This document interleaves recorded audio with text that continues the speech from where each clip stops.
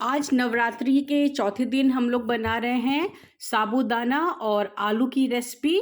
इसको आज मैं दो तरीके से बनाऊंगी, एक नॉर्मल साबूदाने की टिक्की और दूसरा साबूदाने और आलू का चीला। कैलोरी कॉन्शियस लोगों के लिए, क्योंकि ये बस एक दो बूंद तेल में ही बनकर बहुत अच्छे से तैयार हो जाता है। इसके लिए मैं सबसे पहले 1 कप साबूदाने को अच्छे से धो दे रही हूँ।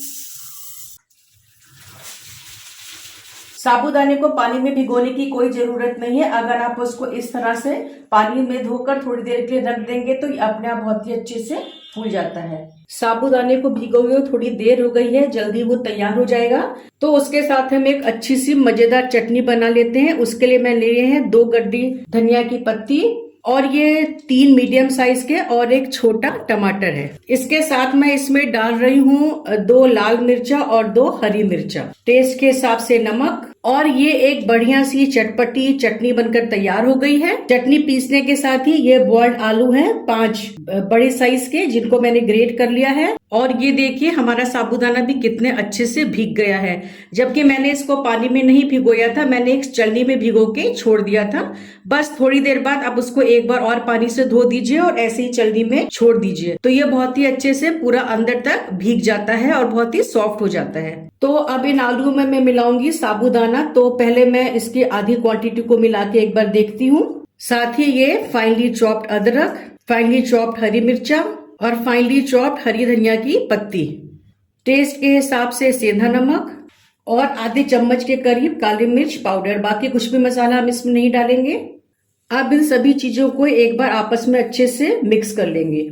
मिक्स करने से हमको ये भी अंदाज आ जाएगा कि अभी हमें इसमें और साबूदाना डालने की जरूरत है कि नहीं है। और सब चीजों को मिक्स करने के बाद एक बार इसको टेस्ट भी कर लेते हैं। अगर नमक या कोई और चीज आप डालना चाहते हैं तो उसको ऐड कर लीजिए, जैसे हरी मिर्चा अगर आप और डालना चाहते हैं तो उसको इसी समय ऐड कर लीजिए। इसके बाद हाथों में थोड़ा सा तेल लगा के इसकी छोटी छोटी टिक्कियां बना लेंगे। आज साबूदाना की टिक्की मैं आपको 2 तरह से बनाकर दिखाऊंगी।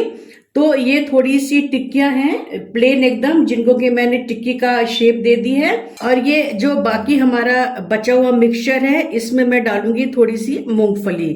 ये बहुत ही महीन कुटी हुई मूंगफली है, अपने टेस्ट के हिसाब से डाल लीजिए। तो ये जो जितना मिक्सचर दिख रहा है, इसमें मैं करीब 3 से 4 चम्मच मूंगफली डालूंगी और इसको भी बहुत अच्छे से आपस में मिक्स कर लेंगे। अब इस मिक्सचर को मैं टिक्की का शेप नहीं दूंगी, इसको मैं अलग तरीके से बनाऊंगी, वो मैं भी आपको बताती हूँ। तो साबूदाने की ये रेसिपी जो हमने टिक्की फॉर्म में बनाई है, पहले उसको फ्राई कर लेते हैं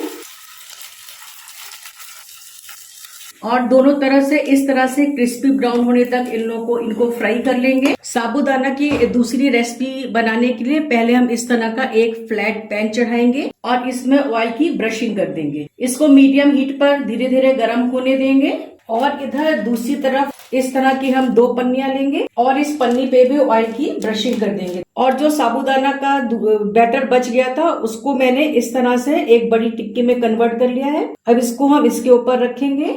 ऊपर से हम ये दूसरी पन्नी लगाएंगे और बहुत हल्के हाथों से इसको ऐसे ऐसे फैलाएंगे, स्प्रेड करेंगे, चारों तरफ इसको फैलाएंगे, जिससे कि इसकी मोटाई भी चारों तरफ से एक जैसी रहे। फैलाते फैलाते ये टिक्की काफी पतली हो गई है और इसने इस तरह का शेप ले लिया है। अब हम ये ऊपर वाली पन्नी को धीरे से हटा देंगे और आप चाहें तो इसको थोड़ा सा और ठीक कर लीजिए हाथ से दबा के।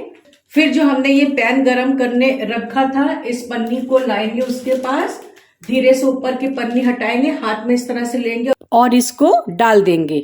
तो अगर आप हेल्थ कॉन्शियस हैं और व्रत में बहुत ज्यादा डीप फ्राइड और कैलोरी वाली चीजें नहीं खाना चाहते हैं पर टेस्ट भी पूरा चाहते हैं, तो आप इस तरह से बना सकते हैं साबूदाने की इस टिक्की को। तो इस तरह से इसने चीले का फॉर्म ले लिया है। इसको सिकते हुए थोड़ी सी देर हो गई तो पलट के देखते हैं। ये देखिए एक तरफ से कितना बढ़िया सा सिक गया है और ऑयल भी बिल्कुल ज्यादा नहीं लगा है, हमने सिर्फ ऑयल की थोड़ी सी ब्रशिंग की थी। तो इसी तरह से इसको दूसरी तरफ भी सेक लेते हैं और जब तक एक साइड में मैं दूसरा चीला भी डाल देती हूँ। अब और तेल डालने की जरूरत नहीं है, जो हमने ब्रशिंग की थी पहले ऑयल की, उस ऑयल में ये वाला चीला भी बहुत अच्छे से सिक जाएगा। देखिए ये चीला एक तरफ से काफी अच्छा सा क्रिस्पी हो गया है, इसको भी इसी तरह से सेक लेते हैं। हमारे ये दोनों चीले बनके तैयार हैं, तो इनकी भी प्लेटिंग कर लेते हैं। जल्दी ही मिलते हैं एक नई रेसिपी के साथ। तब तक be happy, be healthy and keep smiling.